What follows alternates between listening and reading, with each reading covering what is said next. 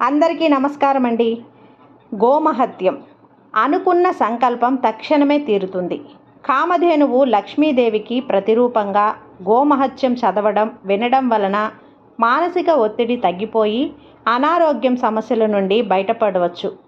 ఆర్థిక సమస్యలనేటివి అస్సలు రావు.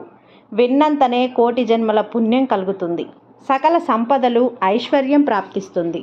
గోమహత్యము, గోపాదము పితృదేవతలు, పిక్కలు పిడుగంటలు, అడుగులు ఆకాశగంగలు, పొదుగు పుండరాకాక్ష, సనుగట్టు సప్తసాగరాలు, గోమయం శ్రీలక్ష్మి, పాలు పంచామృతాలు, తోక 90 కోటి ఋషులు, బొడ్డు కనుపువ్వు, కడుపు కైలాసం, కొమ్ములు కోటి గుళ్ళు, మొగము జ్యేష్ఠ, వెన్ను మయధర్మరాజు, ముక్కు కళ్ళు కలువరేకులు, దవడలు శంఖనాదం, నాలుక నారాయణ స్వరూపం, దంతములు దేవతలు, నోరు లోకనిధి.